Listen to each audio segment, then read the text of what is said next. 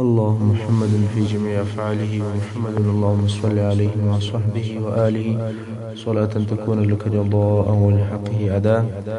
رسول صلى الله عليه وآله وسلم د سیرت درویشتمه برخه. اوس به دا درته بیان سي چې ابو طالب ته د قریشو اخرنۍ ډله راله. اوس چې رسول صلی الله علیه وسلم د خپل ټولو ملګرو سره د شعب ابي طالب څخه راووتی، پر خپل پخواني قسم یې دعوت کوي، مګر قریش که څوم بندیز او انحصار ختم کړي، خو بیا هم په خپل پخواني ازارو او په تکالیفو باندې چې مسلمانانو ته به ورکول، هغه یې لاس پورې کړي. خلق د الله جل جلاله د لارې څخه منع کوي. ابو طالب پر هغه ډول د خپل وراره دفاع کوي او ساتنه یې کوي، مګر په دغه وخت کې د ابو طالب عمر تر 80 کلو اوښتی. دغه لوی واقعات او غمونه چې د کلو رئیسي د باندې په لپسې را روان دي، خاصتا دغه بندیز او انحصار د ډیر ځای په کړی و. هغه پخوانی قوت او شدت یې نه و پاتې. د شعب څخه د دراوتلو څو میاشتې لا نه وې تېرې سوي چې دی ډیر سخت ناجوړه سو. دلته نو مشرکانو مشوره سره وکوله، والحمزه او عمر مسلمانان شول او د رسول صلی الله علیه وسلم د دین خبرې په ټولو عرب او قریشو کې نشر شوې. که موږ د ابو طالب تر وفات وروسته د هغه وراره ته کم ضرر یا تاوان ورسوو، ټول عرب به موږ ته پیغور راکوي چې اکا یې ژوندی و، دوی څه نه سوی وکولی، او اوس چې اکا یې وفات سو او هغه یې تنها ولیدی، نو یې پر راواچوه. اوس قریش غواړي چې د ابو طالب په حضور کې د رسول صلی الله علیه وسلم سره خبرې وکړي او څه هغه شیان ورسره ومني چې د دې د مخه یې نه ورسره منل.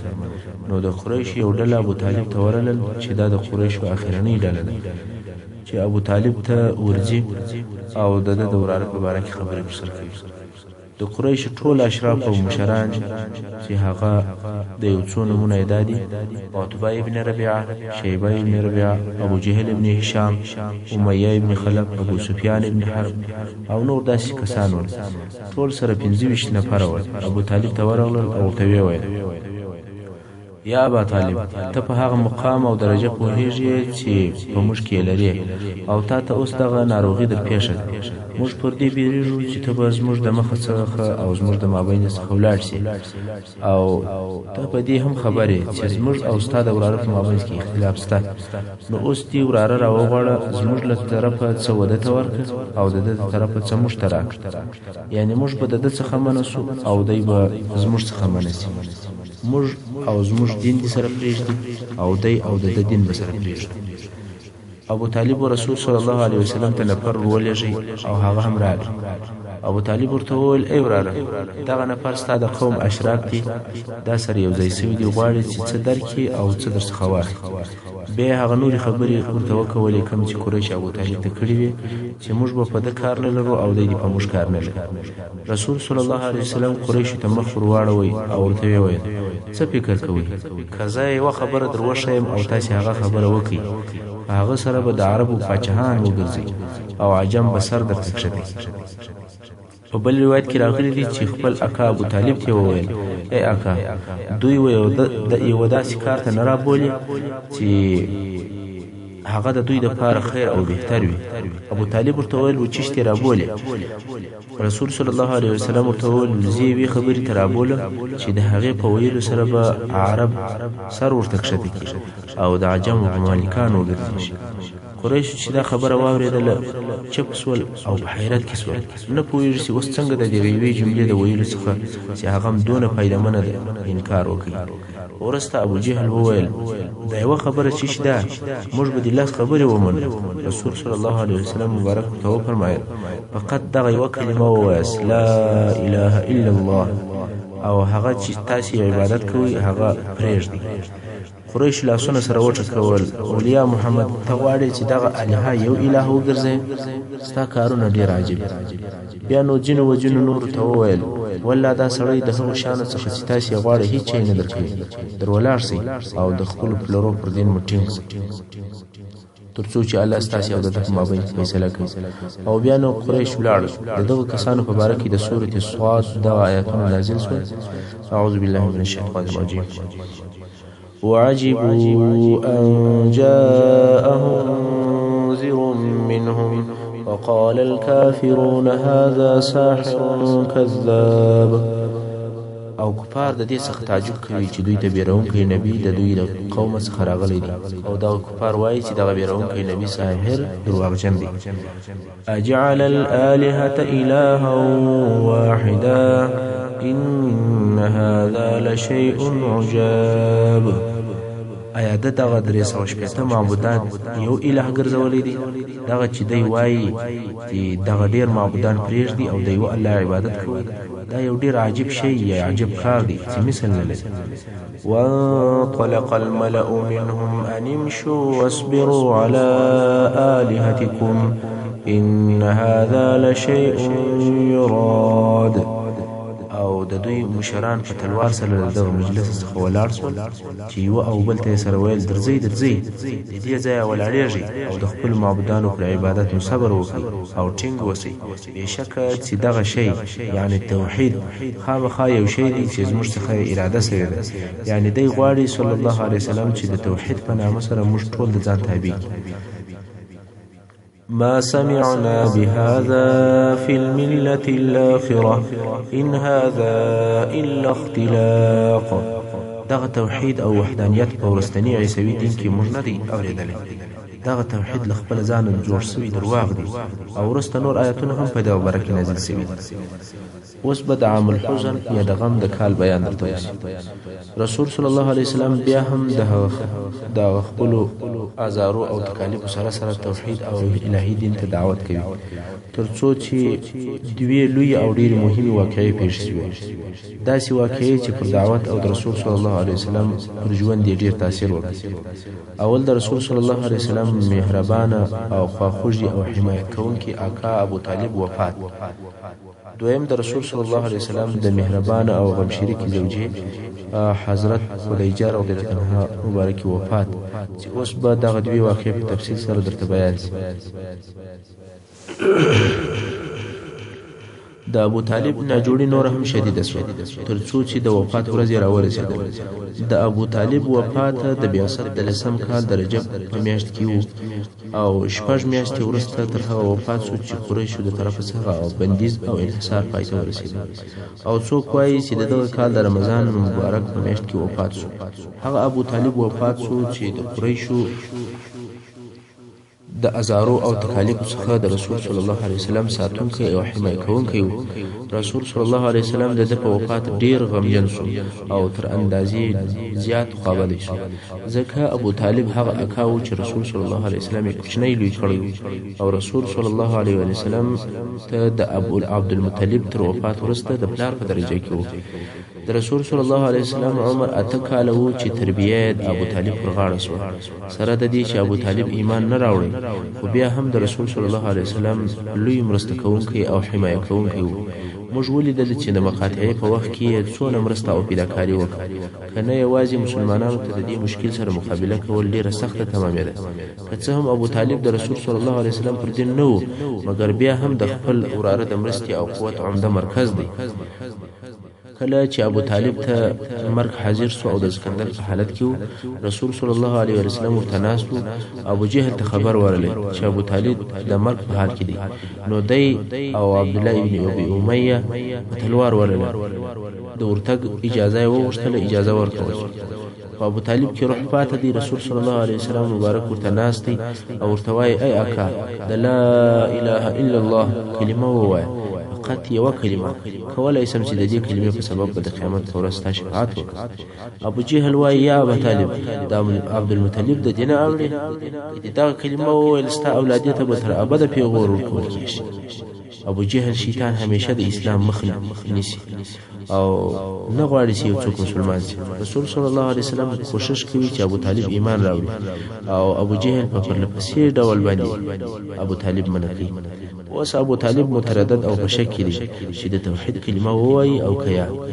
خو ابو جهل او عبدالله ابن ابي امیه ورته جوړېدلي دي تر څو د ابو طالب اخري خبره دا شوه قل علی ملت عبدالمطلب، یعنی د عبدالمطلب پر دین یم او وفات شو.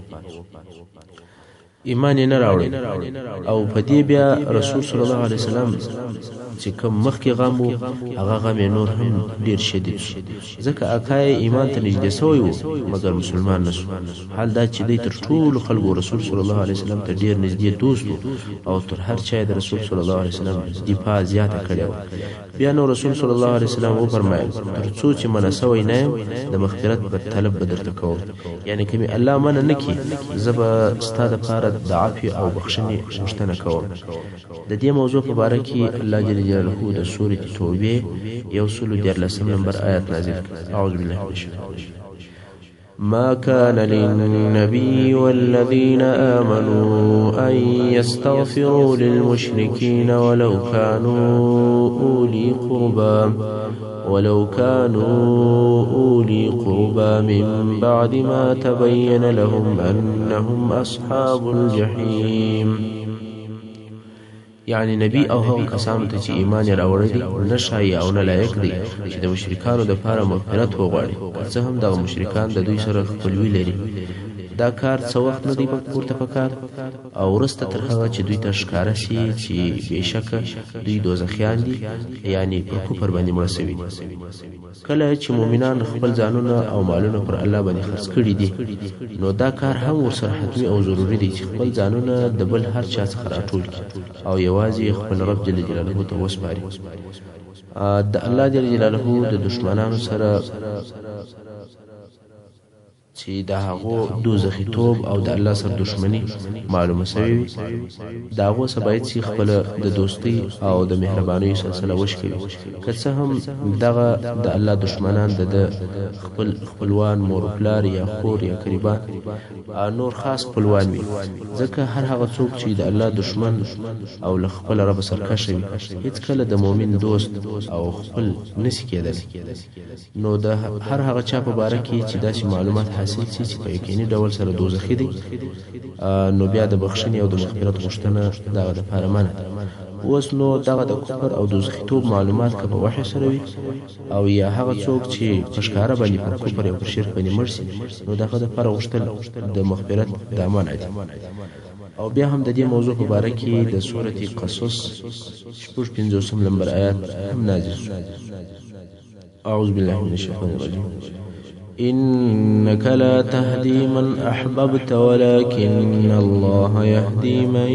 يشاء وهو أعلم بالمهتدين یعنی یا محمد صلی الله علیه وسلم بېشکه ته هغه څوک پر سمه لار نسې برابرولی چې ستا خوښه وي بلکې الله و هغه چا ته سمه لار ښیي چې د هغه د هدایت اراده وفرمایي خاصه خبرتیا یا خاصه تنبیه د رسول صلی الله علیه وسلم د والدینو په باره کې د اسلامي علماو اقوال ډېر فرق سره لري ځینو د دې دپاره چې د دوی ایمان او نجات ثابت کړي خاصې رسالې لیکلي دي او ځینو د حدیثو شرح کوونکي محدثانه او متکلمانه بحثونه کړي دي خو د احتیاط او د سلامتۍ ښه او غوره لار دا ده چې په دغه مسله کې څوک چپ پاتې سي او په داسې دقیقو بحثو کې د څېړنو څخه ځان وساتي د داسې مسایلو حقیقت یوازې الله جل جلاله ته معلوم دی او هغه عادل رب ښه ډول سره د ټولو موضوعاتو فیصله کوونکی دی د ابو طالب د ایمان په متعلق دغه لاندې معلومات په صحیح احادیثو سره راغلي دي اول امام بخاري د ابي سعید الخدري رضی الله عنه څخه روایت کړی چې وایي یو وخت د رسول صلی الله علیه وسلم اکا ابو طالب د رسول صلی الله علیه وسلم حضور کې یاد شو رسول صلی الله علیه وسلم فرمایل شاید ته د قیامت په ورځ زما شفاعت دا نه پور ورسي چې د اور په څنډه کې به وي چې اور به تر بجلاکو پورې رسیږي بیا هم په صحیح حدیث کې راغلی دی چې حضرت عباس ابن عبد المطلب رضی الله عنه ورسول صلی الله علیه وسلم ته وویل اکا ته به څنګه په ورسیږي هغه اکا چې ستا ساتنه یې کوله او ستا په سبب باندې په قهر کېدی چې مطلب ابو طالب رسول صلی الله علیه وسلم ورته فرمایل هغه د اور په څنډه کې دی که زه نه وای د اور په هغه کښته طبقه کې به وای خو بیا هم په تکرار سره وای زیات تر دغه د ابو طالب په کفر او په ایمان کې بحث کول غیر ضروري موضوع دی شبه دا وی چې د داسې غیر ضروري او د خطراتو څخه ډکې موضوعګانو په باره کې څوک چپ پاتې سي چې د ګټې پر ځای تاوان ورته پیښ نشي ابو طالب هغه څوک و چې د اسلام دعوت او د رسول صلی الله علیه وسلم لپاره یو مضبوطه قلا و. اسلام او مسلمانان د قریشو د مشرانو او بیباکانو د تعرض څخه ساتلی و. ابو طالب خپل ټول قوت او شرف د دې لپاره استعمالوي چې د رسول صلی الله علیه وسلم او د ملګری د هغو ټولو لپاره د مشرک قریشو د شر او ازار څخه ساتل وکړي. د حضرت خدیجه رضی الله عنها وفات د ابو طالب تر وفات 2 میاشتې یا په بل روایت کې 3 ورځې وروسته ام المؤمنین حضرت خدیجه الکبرى رضی الله عنها وفات شوه. د دې د وفات په تاریخ کې دوه قول دي. څوک وایي چې د ابو طالب تر وفات 2 میاشتې وروسته وفات شو او څوک وایي چې 3 ورځې وروسته وفات شو. د دې رضی الله عنها وفات د بعثت په سم کال د روژې په میاشت کې او په دغه وخت کې د دې رضی الله عنها عمر 15 کال او د رسول صلی الله علیه وسلم عمر 50 کال. خدیجه رضی الله عنها د رسول صلی الله علیه وسلم هغه مهربانه او غم شریکه زوجه د الله جل جلاله د لوی نعمتو څخه یو نعمت چې رسول صلی الله علیه وسلم ته ورکړی و. دا هغه زوجه و چې تر هر چا و رسول صلی الله علیه وسلم ته ډیر نږدې او قریبه و. دا هغه زوجه و چې د رسول صلی الله علیه وسلم د اولادو مور او روزونکې و او 25 کاله د رسول صلی الله علیه وسلم سره ګډ ژوند وکړ. د رسول صلی الله علیه وسلم د پریشانیو او خابدیو په وخت کې به پر مهربانه و. د رسالت په دعوت او تبلیغ کې د سره مرسته او کومک کوي. د تکالیفو په وخت کې د رسول صلی الله علیه وسلم خواخوږي کوله. دا اول هغه څوک و چې ایمان او اسلام یې قبول کړی و. دا و چې د نبوت د اولی لحظې څخه د رسول صلی الله علیه وسلم مرسته کول او د جهاد په ترخو ورځو کې اشتراک ورسره کول. کله چې رسول صلی الله علیه وسلم ته وحی نازلې شوې د دنیا ټول کارونه پرېښول او ځان یې یوازې د دعوت لپاره فارغ کړ. او دا کار هم د ام المؤمنین خدیجه الکبرى رضی الله عنها په مرسته سره و. هغه داسې چې دی ورته ویل د ژوند مصارف دې زما د مال سره او زما د پیسو څخه پوره کوه. ته خپل ځان یوازې دعوت ته فارغ کړ. دا و چې خپل مال په دغه لار کې مصرفوي. رسول صلی الله علیه وسلم ته به ویل د مال په باره کې هیڅ فکر مه کوه او د رسول صلی الله علیه وسلم مصرف هم د خدیجه رضی الله عنها د مال څخه. مسلمان او صالحه ښځه یا صالحه زوجه دغسې وي چې خپل خاوند د الله لارې ته فارغ کوي، حتی مصرف یې هم پر خپله ذمه اخلي. داسې نه لکه د نن ورځې ښځې چې خاوند یې د خیر په کار کې یا په مسجد کې لږ وځنډېږي، د دې سترګې د قهر څخه ورته ډکې وي. حضرت خدیجه رضی الله عنها خپل ګران او محبوب خاوند د الله جل جلاله عبادت او دعوت ته فارغ کړی. خپل مال او پیسې هم په دغه لار کې مصرفول. د دعوت د وخت او ترخه تکالیف او ازارونه فورین تندي ورسره وړل. رسول صلی الله علیه وسلم په حدیث شریف کې فرمایي: آمنت بی حين كفر بی الناس. کله چې خلکو زما څخه یا زما پر نبوت باندې انکار وکړي، دی ایمان پر راوړي. وصدقتنی حين كذبني الناس. او هغه وخت چې زما د خدیجه رضی الله عنها هغه وخت زما تصدیق وکړي چې خلکو دروغجن وبلل. واشركتني في مالها حين حرمني الناس. او دې رضی الله عنها په مال کې هغه وخت ګډ او شریک چې خلکو محروم کړ، یعنی خلکو څه نه راکول. ورزقني الله ولدها وحرم ولد غیرها. او الله د دې رضی الله عنها څخه اولادونه راکړل، نه د نور ازواج څخه. هغه حدیث شریف کې چې امام بخاری د ابو هريره رضی الله عنه څخه روایت وایي چې جبرائیل علیه السلام او رسول صلی الله علیه وسلم ته راغی او ته ویل: یا رسول الله، دا اوس خدیجه رضی الله عنها تا ته رارهیده او یو لوښی ورسره دی چې په هغه کې خواړه یا د څښلو شی دی. کله چې درته راله د دې د رب د طرف څخه سلام پر ووایه او په جنت کې په یو قصر او په یو ماڼۍ سره زیری ورکړه، داسې قصر چې د لؤلؤ د ملغلرې څخه به جوړ شوی وي. هلته به نه غال مغال او نه شور ماشور وي او نه به څه ستړیا وي. د دغه حدیث شریف په سبب دا رضی الله عنها یقینا د اهل جنت څخه ده او د هغو کسانو څخه ده چې په جنت سره زیری ورکول شوی دی. دغه دوی غمجنې حادثې د څو ورځو په جریان کې پرلپسې پیښې شوې چې د رسول صلی الله علیه وسلم په زړه د غم او د پریشانۍ مشاعر یې ټول وښورول. او تر دغه وروسته د رسول صلی الله علیه وسلم پر ذات مبارک باندې د قوم د طرفه تکالیف او ازارونه پر لپسې سول. د ابو طالب تر وفات وروسته قریشو رسول صلی الله علیه وسلم جرأت پیدا کړي او دی صلی الله علیه وسلم به په ښکاره سره ازاروي او بد به ورته ویل. د دغه پیښ په سبب د رسول صلی الله علیه وسلم پر غمونو نور غمونه هم زیات شول ترڅو چې د قریشو د ایمان راوړلو څخه ناامید شو. ابن اسحاق په خپل سیرت کې وایي کله چې د رسول صلی الله علیه وسلم اکا وفات شو قریش وویل چې راځي رسول صلی الله علیه وسلم ته نور ازارونه هم ورزیات. نو رسول صلی الله علیه وسلم ته هغه ازارونه ورسول چې د ابو طالب په ژوند کې هیڅ چا د هغه ازارو فکر هم نسوي کولای. حتی د قریشو لچګانو او بیباکانو هغه به تعرضونه پر کول. رسول صلی الله علیه وسلم چې پر لارې رهیو دغه لچګانو به پر سر خاورو پاشلي. یو ورځ یو چا پر سر خاورو پاشلي. رسول صلی الله علیه وسلم خپل کور ته ننوتی. هغه خاورې پر سر پرتې د لونو څخه یو لور ولاړ شو. د رسول صلی الله علیه وسلم سره ورسېولې او ژړلې چې دا څه حال دی. رسول صلی الله علیه وسلم مبارک ورته فرمایل لوري ما ژاړه، الله جل جلاله ستا پلار د خلکو څخه ساتي. او رسول صلی الله علیه وسلم به ویل د قریشو څخه ماته داسې تکلیف نه دی را رسېدلی چې زه دې په ناراضه یم ترڅو چې ابو طالب وفات دی.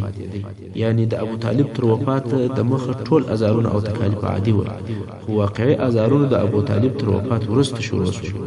څنګه چې په دې کال کې پر رسول صلی الله علیه وسلم دغه غمونه او دردونه ازارونه او تکالیف پر لپسې ورتلل، نو رسول صلی الله علیه وسلم دغه کال د عام الحزن په نامه سره وبلئ، یعنی د غم کال. او دغه کال د سیرت او د تاریخ په کتابو کې په دغه نامه سره مشهور شو. دلته یو تنبیه او خبرتیا ته ضرورت شته. هغه دا چې ځینې خلک به داسې فکر کوي چې رسول صلی الله علیه وسلم دغه کال د عام الحزن په نامه سره وبلئ. د هغه علت فقط دا دی چې دغه کال په روانګي کې د رسول صلی الله علیه وسلم ابو طالب او زوجه حضرت خدیجه رضی الله عنها وفات شول. او ډیر خلک شاید د دې لپاره چې پر خپل مړسو اقرباو د اوږدې مودې لپاره غم وکړي دا خبره دلیل وګرځي، خو په حقیقت کې دا لویه خطا ده. رسول صلی الله علیه وسلم یوازې د خپل اکا او خپل زوجه پر فراق او پر نستیوالي باندې دون شدید غم نه کوي چې دا کال د عام الحزن په نامه سره وبلئ، بلکې د دې نامه سبب هغه حالات ول چې د دوی د وفات په سبب پیښ شول. هغه دا چې د اسلام دعوت ډیر دروازې چې مخکې خلاص وي او اوس د ابو طالب د ساتنې او د حمایت د خدمېدلو په سبب هغه دروازې ټولې بندې شوې. ځکه د ابو طالب په وجود کې د اسلام د لارښوونې او تعلیم لپاره ډېرې لارې موجودې وي. رسول صلی الله علیه وسلم د خپل آقا په موجودوالي کې د هغه کار لپاره چې خپل رب جل جلاله په امر کړی ځینې کامیابۍ هم لیدلې، مګر د ابو طالب تر وفات وروسته دغه لارې او دروازې وتړل شوې. رسول صلی الله علیه وسلم به چې د تبلیغ لپاره هر څه کوشش وکړي او هر چیرې چې به ولاړ د ده پر مخ لارې بندې وي. نه چا د رسول صلی الله علیه وسلم دعوت ته غوږ نیول او نه چا اسلام قبولو، بلکې ټولو خلکو یا ملنډې په وهلې یا بې ازار ورکول. رسول صلی الله علیه وسلم دغه کار ډیر غمجن کړي چې هغه وظیفه یې نه که ادا کوم چې الله جل جلاله په هغه سره مکلف کړی، نو له دې سببه یې دغه کال ته عام الحزن ووایي. د اصحاب کرامو د دون صبر او د ثبات سبب چې شو. اوس به دا درته بیان شي چې د اصحاب کرامو پر د دون سختي او مشکلاتو باندې څنګه صبر کوي. د دغه ازارو او تکالیفو تر اوریدلو وروسته عاقل او هوښیار خلکو ته دا سوال او پوښتنه پیدا کیږي چې د دغه ازارو په مقابل کې د مسلمانانو د دغه صبر او ثبات او د دغه تحمل او مقاومت چې عقلونه ورته حیرانیږي، د دې سبب او باعث چې شو مسلمانانو چې دې مقاومت او دغه لوړې درجې ته ورسول. څنګه یې پر دغه ازارو او تکالیفو چې په اوریدلو سره وریښتان شخیږي او زړونه ریږدي، پر دې تکالیفو یې څنګه صبر کوي. د دغسې پوښتنو او سوالو په جواب کې غواړم چې لږ څه هغه عواملو او اسبابو ته اشاره وکړم چې انسان ته د دغه صبر او ثبات، زغم او مقاومت قدرت ورکوي. اول د دغه ثبات او صبر دپاره اول او تر هر څه د مخه عمده او اساسي سبب پر یوه الله جل جلاله باندې ایمان پر یوه الله جل جلاله باندې د سړي ایمان وي او ایمان مضبوطه وي، نو دا د انسان دپاره د ټینګ ایمان او د محکمه مقاومت او د صبر سبب او ذریعه ګرځي چې د دنیا تکالیف هر څونه چې ډیر وي او هر څونه چې سخت وي او پر هغو باندې دی صبر کولی.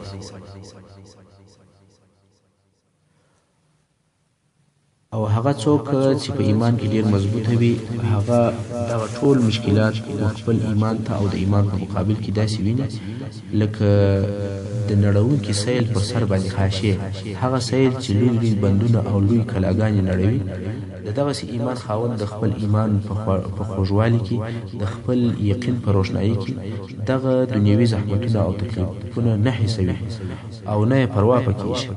د دغه ذکر سوي اصلي او یوازیني سبب څخه چې په صادق ایمان باندې څوک وپوښل سي، نور څو فرعي سببونه هم پیدا کیږي چې دغه ثبات او صبر نور هم تقویه کوي. دویم شی چې انسان ته دغه مقاومت او صبر وبخښي هغه داسې قائد او قیادت دی چې زړونه هغه ته میلان ولري. رسول صلی الله علیه وسلم چې د اسلامي امت نه بلکې د ټول بشریت قائد اعلی و، هغه داسې ښایسته خویونه درلودل، د ځان پوروالي او ښه اخلاق یې درلودل چې زړونه ورجذبېدل او ځانونه تر قربانېدل. د کمال او پوروالي هغه خویونه پکښې موجود ول چې هیڅ بشر ته نه دي ورکول سوي. د شرف، خیر، فضیلت، عفت، امانت، صدق او ټول د خیر اوصاف داسې او دومره پکښې موجود ول چې دشمنانو به هم په هغو کې شک نه کوي. دوستانو او ملګري خو یې څه کوي؟ د رسول صلی الله علیه وسلم د خولې څخه هیڅ داسې جمله او کلمه نه راوتله چې د ټولو به د هغې پر رښتیاوالي یقین نه و. تاسې راسئ چې د نمونې په قسم د دشمنانو حالت ووینو او د هغو څه خبرې واورو چې څونه یې د رسول صلی الله علیه وسلم پر رښتیا ویلو احتمال او باور درلودی. د قریشو د کفارو د مشرانو څخه 3 نفره د شپې په پټه ورتلل او د رسول صلی الله علیه وسلم د کور دیواله تر شا به د رسول صلی الله علیه وسلم قرآن مجید ته به غوږ نیولی او یو په بل نه ول خبر. د دغه 3 نفره څخه یو نفر هم ابو جهل و، تر څو په دغه 3 نفره کې چې دوی سره پټ ول دوی سره رسوا سول.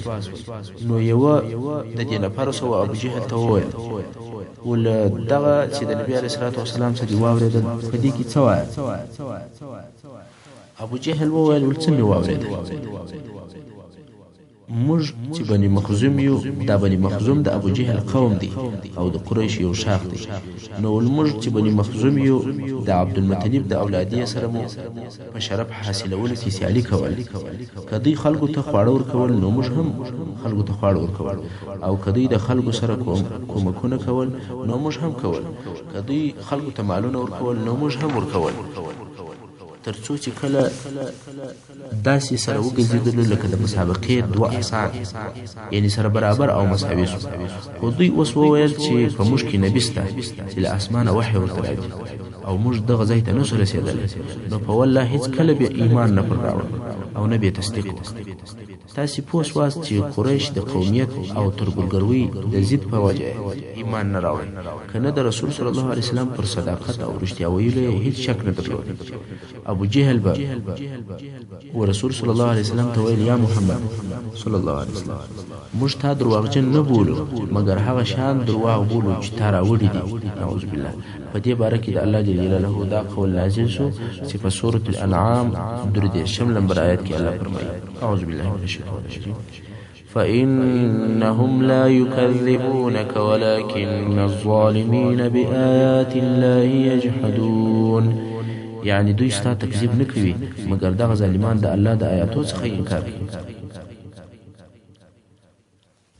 محترم اوریدونکو، څنګه چې وخت پای ته رسیږي زموږ پاته برخه د سیرت روانه حصه کې واورئ. وصلی الله تعالی علی خیر خلقه محمد و آله و اصحابه و اهل بیته اجمعین.